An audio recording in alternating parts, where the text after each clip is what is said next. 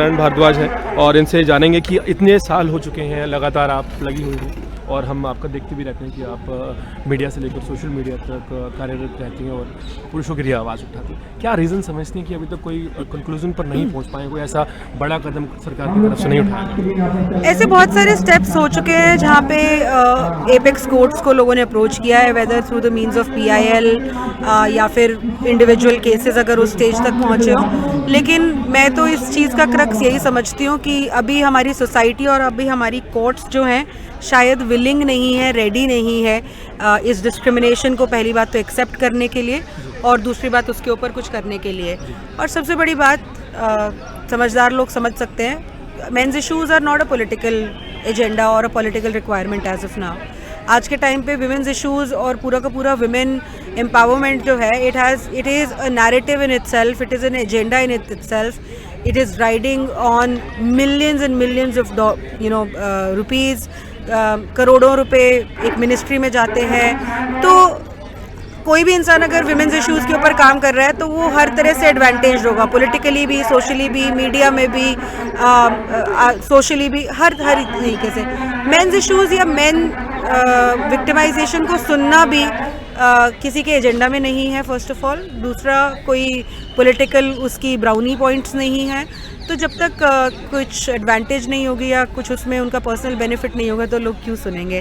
बाकी supreme court हमारी court से हमारी थोड़ी उम्मीदें रहती हैं, बट अभी एक PIL national commission for main के लिए और आदमी इतना सुसाइड रेट इतना बढ़ रहा है। गए थे महेश जी हैं, एडवोकेट हैं वो, बट वो रिजेक्ट कर दिया उन्होंने, सुप्रीम कोर्ट ने सुनी भी नहीं और उन्होंने कहा कि आप हमारे को पुरुषों के नंबर्स बता रहे हैं, आप हमारे को महिलाओं के नंबर्स बताइए। अरे भाई, महिलाओं के लिए तो कानून है ना, और हम ये थोड़ी ना बोल रहे हैं कि क्योंकि महिलाओं के साथ या तो कोई अत्याचार नहीं होता इसलिए आप पुरुषों के लिए, ऐसा नहीं बोल रहे हम। महिलाओं के साथ होता है गलत, लेकिन महिलाओं के साथ गलत हो रहा है उस चीज़ की रीज़न से आप पुरुषों को कोई रिलीफ ना दे, ये कौन सी बात होती है जी।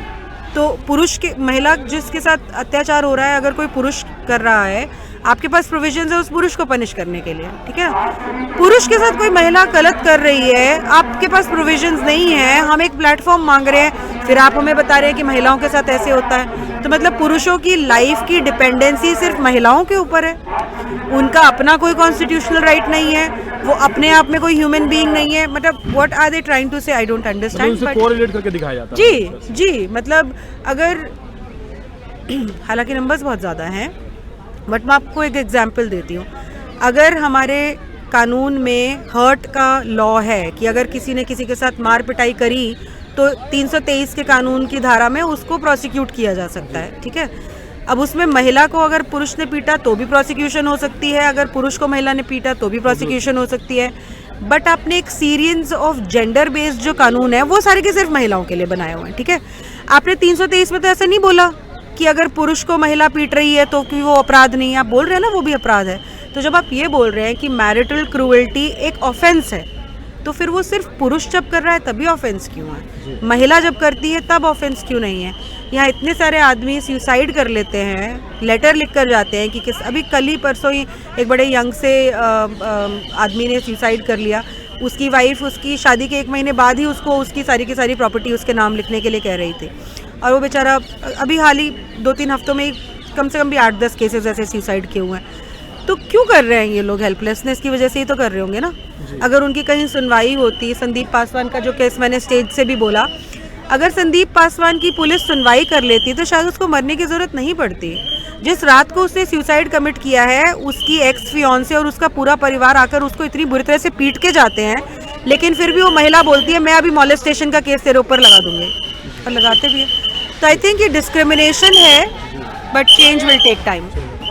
बहुत बहुत शुक्रिया। देखिए, दीपिका नारायण भारद्वाज हमारे साथ थी और इनका एक जो व्यू पॉइंट है वो भी बहुत वैलिड है कि जिस तरह से जो कानून सिर्फ ये दिखाता है कि महिला प्रताड़ित है, चाहे उस वक्त आपके सामने एक पुरुष प्रताड़ित क्यों ना हो, तो वहाँ पर ये बहुत ज़रूरी हो जाता है कि कानून में एक बदलाव लाया जाए और पुरुषों के लिए भी कुछ ऐसे कानून हो कि अगर वो प्रताड़ित हों और अपनी जीवन लीला समाप्त करने की तरफ बढ़ रहे हों तो एक हेल्पलाइन नंबर एटलीस्ट वहाँ पर होनी चाहिए जो उनकी हेल्प करे। आप देख रहे हैं अर्पण न्यूज़, मेरे साथ कैमरे पर हैं विनय शर्मा।